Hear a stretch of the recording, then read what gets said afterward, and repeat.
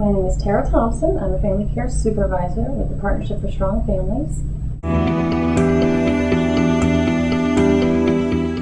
Oftentimes, fathers have been the ones who have been less involved, and may need, the services even more than the mothers. And surprisingly, you'll find that a lot of them do want to be involved.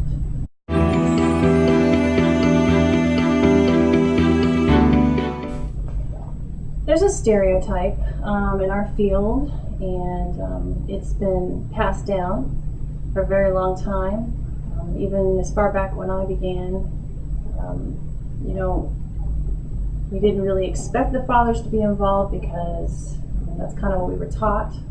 And unfortunately, as we go and we keep training more and more workers, they get the same message over and over, and so they don't try.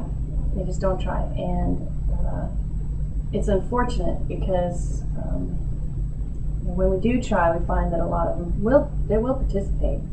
They want to participate. They're not invited. Typically, the stereotypes are that the fathers do not want to be involved. Deadbeat dads. Oftentimes, even the moms will say, "Well, he's not really involved." And then later we find that he's involved in some ways, maybe just not all the ways she would like him to be involved.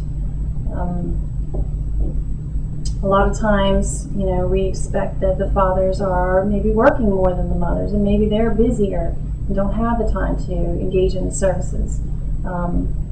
So I think that it's an assumption that we keep carrying on that is a barrier. Sometimes the moms don't want him to. Maybe he's not paying child support, so because of that, she doesn't think he should get to participate.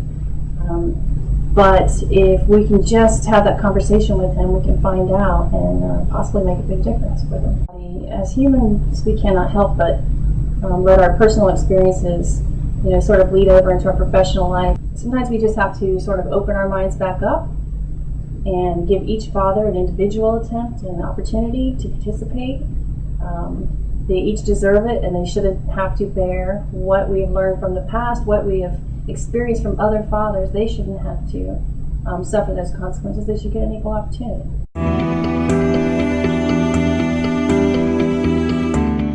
I think that has helped is we sit down with a father and we are completely honest and open and tell them exactly what their opportunities are and how they can benefit, how they can participate, and what the possible outcomes would be based on what his engagement is.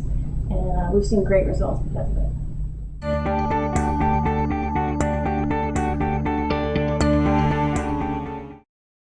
Well, you do often hear, "I don't know why I have to go see him. He's not going to participate anyway."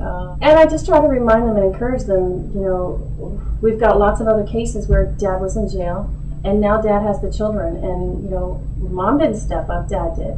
So you never know how it's going to go, and if you don't go into it with an open mind and give each parent every opportunity, every chance to engage, then you haven't done the right thing. My name is Bonnergy Phillip. I'm a family care counselor with the Partnership for Strong Family. A lot of my colleagues have been here way longer than I have. For the most part, a lot of the fathers they've dealt with don't fulfill they're part of the bargain. They come up short a lot, so they automatically assume that, well, this father's not going to do anything, or this father has not done anything in the past. So it's kind of like, we used to focus on the mother, but, by really sitting and talking with the father and trying to figure out, what's going on in the father's life, taking the extra time to talk with him to figure out where he is in his life and why he can't, or what we need to do to help him a little bit more than just kind of just reading what we see on the paper, or just getting input from any of the people that's been here longer and dealt with different fathers like that.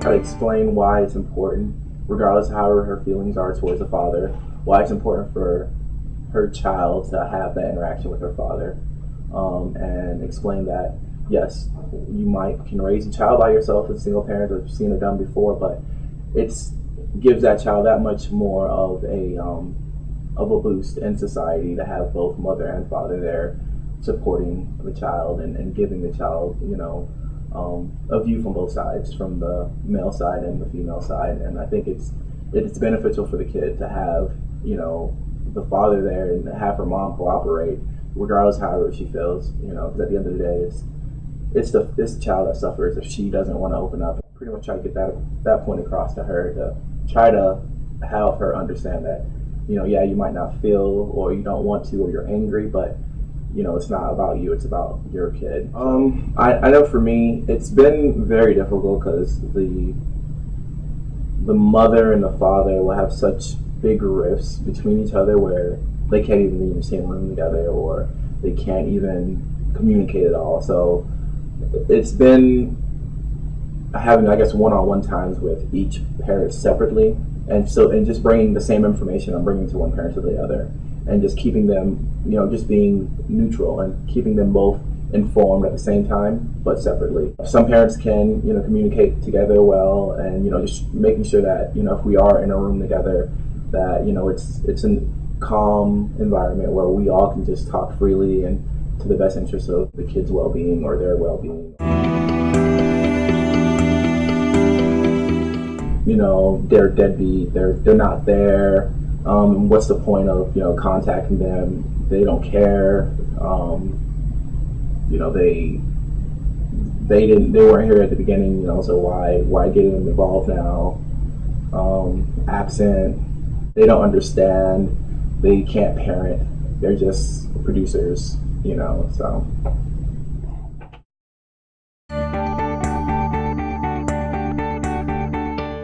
You don't know the full picture until you actually talk with the father and see where the father is at that point in his life, because what you're reading on the, you know, files and papers on the father will not, sometimes misrepresents where the father is currently. So just really keeping an open mind when you're talking with the father, and not letting other people's bias and views, you know, cloud your judgment or how you feel towards the father, and just really taking what the father says for face value, you know, until he proves you wrong. Is my biggest approach when I, you know, interact with fathers or different parents in general. I just ask them what's going on with them and how they're doing, and try to relate to the kid and to see how it would feel if you were in that child's position where they didn't even give your father a chance, despite what he's done in the past. Growing up, you never had, you know, you had a father, but they weren't really doing anything to help you connect with him, you know, and how you would feel that, you know, you have other kids around that, you know, they have fathers, and you're yearning for that. And my big fight is to just give the fathers a chance, giving them the benefit of the doubt. I know they might not deserve it or they might not need it, but give them the benefit of the doubt until they prove you wrong. I feel like the best thing is to let the person prove you wrong.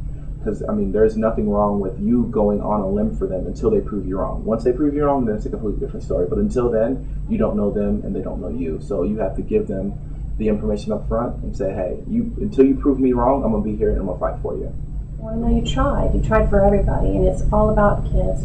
They're the number one purpose of why we do what we do. And if we're going to give them every opportunity, we have to engage both parents.